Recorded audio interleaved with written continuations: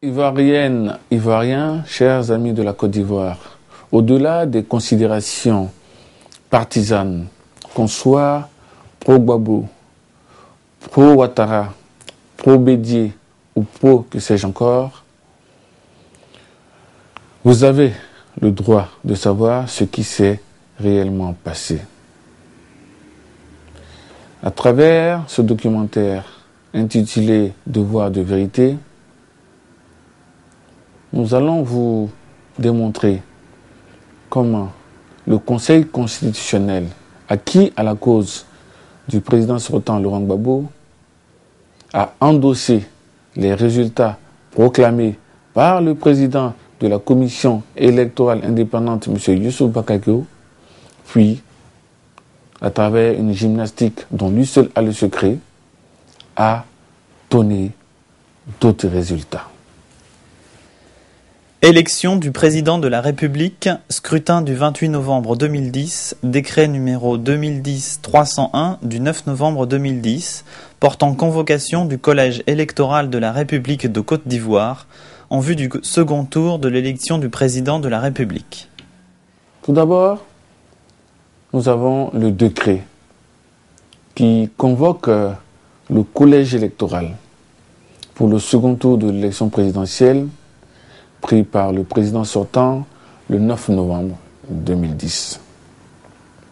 Qui prouve bien qu'il était dans des bonnes dispositions pour aller à ce scrutin. Toutes les dispositions sécuritaires avaient été prises, la sécurité est renforcée, notamment dans les zones centre, nord et ouest. Décret numéro 2010-280 du 12 octobre 2010, portant réquisition de fonctionnaires, agents de l'État et assimilés pour les élections de sortie de crise. Décrète. Article 1er.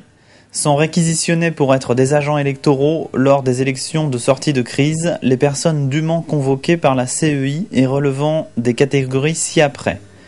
Les fonctionnaires et agents de l'État ou assimilés, les personnels des établissements publics nationaux, les personnels des collectivités territoriales, les agents des sociétés d'État et des sociétés à participation financière publique, les stagiaires et toute personne rémunérée par l'État ou l'un de ses démembrements. Pour permettre donc que les élections se déroulent en toute confiance, la loi a prévu que nous puissions réquisitionner les fonctionnaires et agents de l'État, personnels assimilés pour les élections de sortie de crise. Il y a donc eu un décret dans ce sens qui a été signé pour permettre que ce personnel soit recruté. Ce sont donc essentiellement ce personnel qui a travaillé dans les bureaux de vote. Au niveau des bureaux de vote, il y a le président et les deux secrétaires. Nous avons donc opté aussi pour doubler les représentants de candidats pour permettre une plus grande transparence dans les bureaux de vote. La CEI n'y est pas représentée.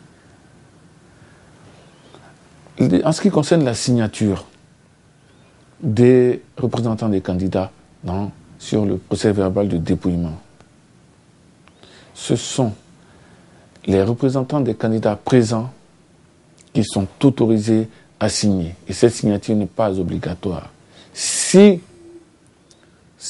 l'absence de signature devait annuler un procès verbal, il n'y aurait pas eu de deuxième tour. Tout simplement parce qu'au premier tour, avec 14 candidats présents, aucun bureau de vote n'a eu 14 représentants de candidats.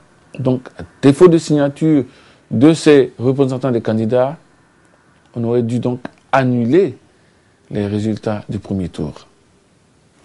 La loi prévoit que peuvent signer les représentants des candidats présents.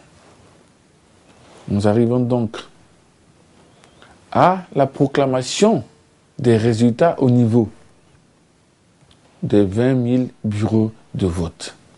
Et dès le 28 soir, toutes les grandes tendances étaient déjà suivies par les différents états-majors, tout simplement parce que tous étaient représentés dans les bureaux de vote et avaient reçu copie des procès-verbaux de dépouillement. ces procès-verbaux ont été donc communiqués, les résultats ont été affichés et donc proclamés au niveau de chaque bureau de vote. Le travail de la commission électorale locale commence après le transfert des résultats des bureaux de vote jusqu'à la commission locale, où l'ensemble des commissaires réunis locaux procèdent à la centralisation des résultats des bureaux de vote. Ce travail est fait en présence de tous les commissaires locaux et il est signé par le président et ses 4 vice-présidents, tous de sensibilités différentes. En l'occurrence, là, le clan présidentiel et le clan RHDP étaient représentés parmi les vice-présidents qui ont tous visé ces procès-verbaux. Plus, naturellement, les représentants des candidats présents. Le travail est ensuite acheminé au niveau de la commission locale supérieure. Le même travail est effectué, les résultats sont proclamés au niveau de chaque circonscription administrative et affichés au niveau des commissions locales.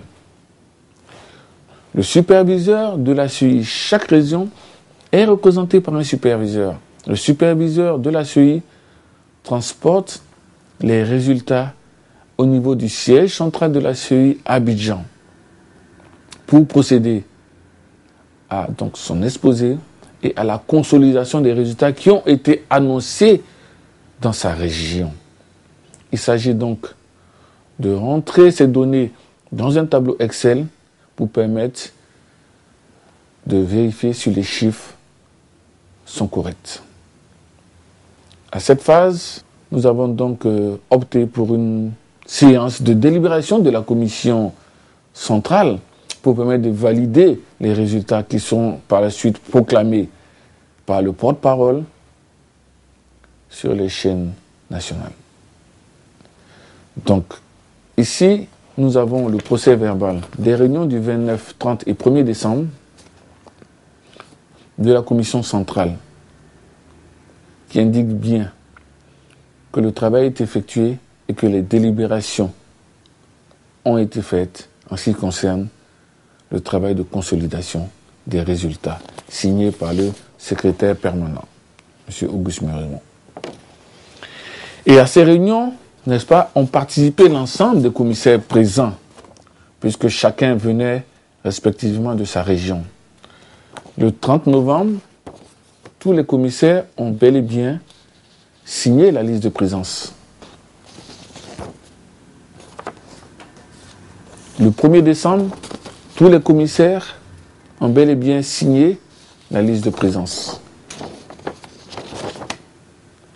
Des travaux qui ont été effectués, qui ont été donc sanctionnés par le procès verbal de réunion que je vous ai présenté tout à l'heure.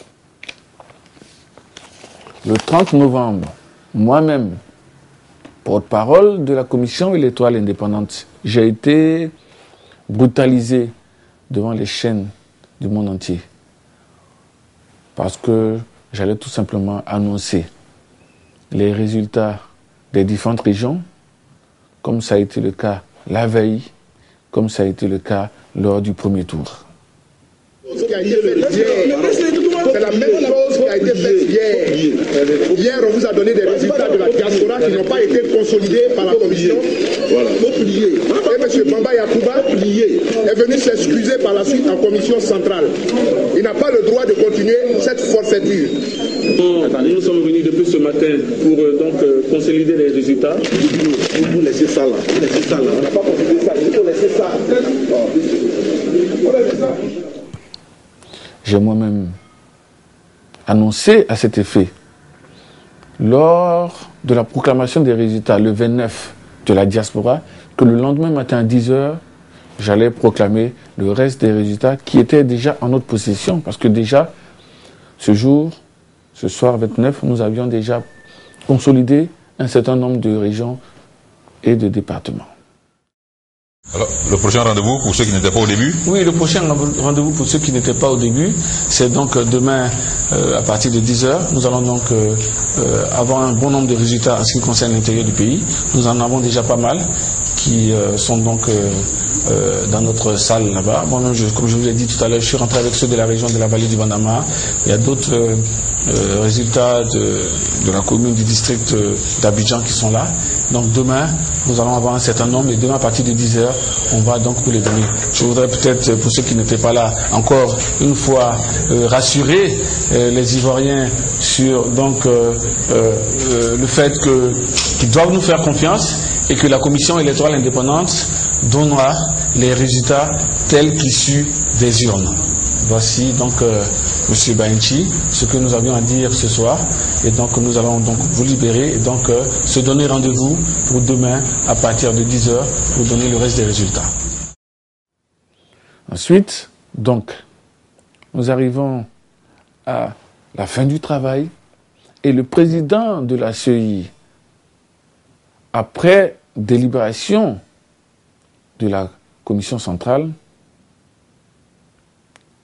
n'a pas pu, pour des questions évidentes de sécurité, procéder à la proclamation des résultats au siège de la commission électorale indépendante qui était transformée ces jours-ci en un véritable camp militaire avec des hommes en armes qui ont été donc acheminés par M. Kadé Bertin, qui est venu à la CEI, M. Dougou Alain et donc M. Dogo Bruno, qui sont venus à la CEI donc avec des détachements militaires et des miliciens pour nous empêcher de proclamer les résultats. Le président de la CEI a envoyé une correspondance au Conseil constitutionnel pour l'informer des résultats consolidés par la CEI en date. Et cette correspondance a été réceptionnée par le Conseil constitutionnel le 3. A été réceptionnée par le Conseil constitutionnel le 3 décembre à 11h23. Il a adressé cette même correspondance au président de la République sortant, M. Laurent Gbagbo, au représentant du facilitateur, au représentant du secrétaire général des Nations Unies en Côte d'Ivoire, M. Choi, au président élu Alassane Dramane Ouattara. Toutes ces correspondances sont là et disponibles. Et elles ont bel et bien été réceptionnées. Ensuite, le président de la CEI est allé dans un endroit sécurisé proclamer les résultats de la CEI. Voici ce qu'il annonce. Bravo Laurent. 2 107 055 voix, soit 45,90% des suffrages exprimés. Ouattara Alassane, 2 183 164 voix, soit 54,10% des suffrages exprimés. Je voudrais aussi signaler qu'aucun texte, aucun article, ni du Code électoral, ni de la Constitution, ne donne de délai à la CEI pour proclamer des résultats. Ni dans le Code électoral, ni dans la Constitution, il est fait obligation à la Commission électorale indépendante de proclamer des résultats en un temps donné. Ces résultats, donc proclamés par le président de la CEI, ont été transmis à qui de droit. Ensuite, le Conseil constitutionnel, à son tour, après avoir réceptionné les résultats proclamés par le président de la CEI, vient sur les antennes